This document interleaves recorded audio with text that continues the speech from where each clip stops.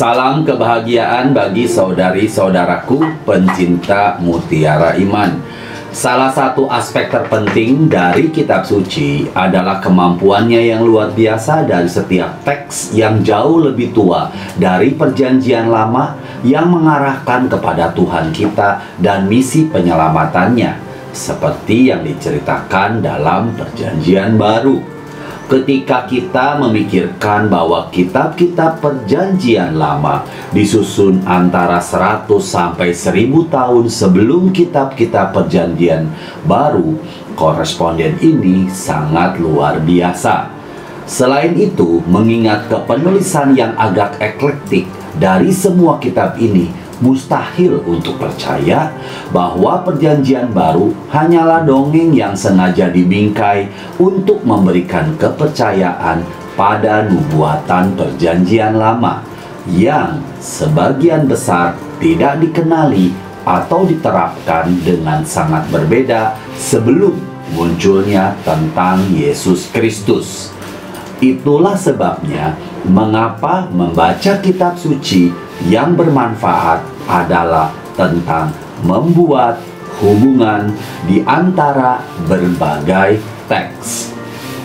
Jika kita membaca mundur dari perjanjian lama dalam terang Kristus, efeknya sangat menakjubkan. Sebagian besar dari kita akrab dengan apa yang disebut nubuat dalam tindakan perjanjian lama.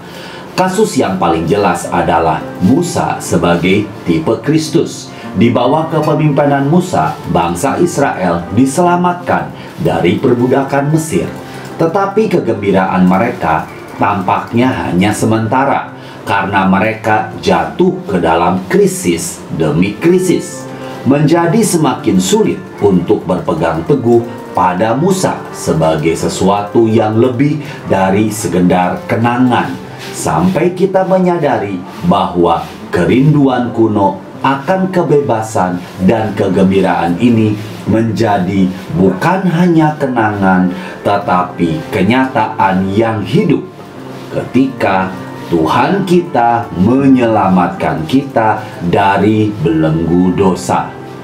Sebagian besar dari kita juga menyadari perkataan kenabian kunci di mana kata-kata yang tertulis dalam kitab perjanjian lama memiliki makna yang langsung pada masanya sendiri dan makna yang lebih luhur ketika diterapkan pada kehidupan Kristus dan gereja.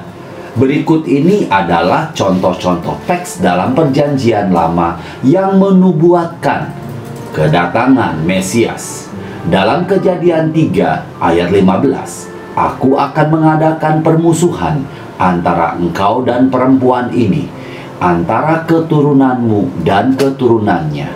Keturunannya akan meremukkan kepalamu dan engkau akan meremukkan tumitnya."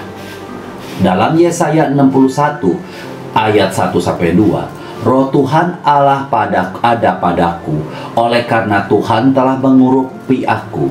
Ia telah mengutus aku untuk menyampaikan kabar baik kepada orang-orang sengsara dan merawat orang-orang yang remuk hati, untuk memberitakan pembebasan kepada orang-orang tawanan dan kepada orang-orang yang terkurung, kelepasan dari penjara, untuk memberitakan tahun rahmat Tuhan."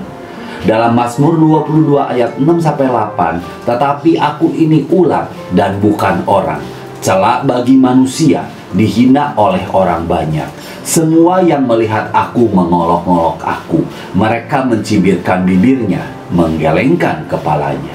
Ia menyerah kepada Tuhan, biarlah dia yang meluputkannya, biarlah dia yang melepaskannya. Bukankah dia berkenan kepadanya?" Dalam Yehezkiel 34 ayat 15, "Aku sendiri akan menggembalakan domba-dombaku, dan aku akan membiarkan mereka berbaring. Demikianlah firman Tuhan Allah." Dan dalam Mika 5 ayat 2, "Tetapi engkau, hai Betlehem Efrata, hai yang terkecil di antara kaum-kaum Yehuda, daripadamu akan bangkit bagiku seorang yang akan memerintah Israel, yang permulaannya sudah sejak purbakala, sejak dahulu kala. Ada isyarat tentang Kristus, kurang lebih spesifik dan jelas di seluruh perjanjian lama. Orang Yahudi untuk Yesus misalnya telah menyusun 40 nubuat mesianik paling bermanfaat, sebuah upaya yang hanya menggores permukaan bayangan yang dalam dari perjanjian baru di masa lalu. Nanti kita akan pelajari bersama di video-video selanjutnya. Salah seorang ahli sejarah Katolik bernama Jeffrey Mirus mencoba membuat suatu eksperimen tentang bagaimana membongkar rahasia kitab suci dengan cara menghubungkan suatu teks dalam satu bab dengan teks lainnya. Selama beberapa tahun, sebagian besar bacaan rohani pribadinya ada di dalam kitab suci, mengikuti teladan para bapak gereja dan dokter gereja. Bersama dengan begitu banyak orang kudus, kebanyakan dari kita ingin memahami kitab suci dengan lebih dalam lagi. Dengan setiap bacaan, kita membuat suatu koneksi yang lebih berbuah secara rohani. Meningkatkan keakraban dengan firman Tuhan adalah penting supaya mendapatkan pemahaman yang lebih baik tentang bagian tertentu. Paling sering tumbuh dari pertimbangan bagian itu dalam terang banyak ayat lain yang kita pegang, meskipun tidak sempurna dalam ingatan kita. Selama beberapa minggu, dia memutuskan untuk mencoba suatu teknik baru dalam pembacaan spiritual ini. Teknik yang sengaja dirancang untuk memaksimalkan kemungkinan membuat hubungan baru antara teks kitab suci, inspirasi Roh Kudus, dan pribadi Kristus. Dia memohon maaf di awal karena ini jelas merupakan teknik yang dalam tanda kutip sembarangan. Hampir tidak dapat direkomendasikan sebagai cara membaca kitab suci bagi orang yang pertama kali membaca, bahkan sebagai cara normal untuk membaca secara teratur. Ini seperti yang dikatakannya, hanyalah sebuah teknik dan percobaan, dan dia ingin mencoba melihat apa hasilnya.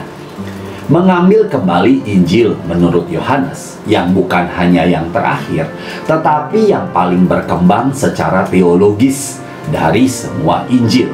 Dan dalam beberapa hal lebih tidak jelas daripada narasi yang jelas dari Injil Matius, Markus, maupun Lukas.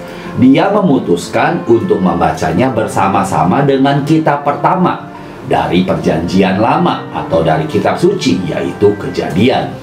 Narasi Kejadian juga tidak begitu jelas dengan caranya sendiri, karena berhubungan dengan penciptaan yang mana belum pernah disaksikan oleh penulis manapun, dan menggunakan berbagai bentuk sastra yang sangat kuno.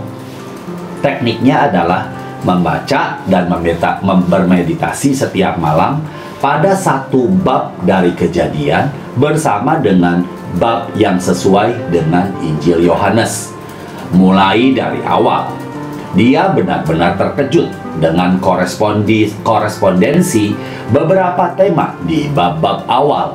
Walaupun kitab suci tidak disusun dengan pendekatan seperti itu pada awalnya, tetapi pertimbangkan hubungan yang akan kita pelajari bersama.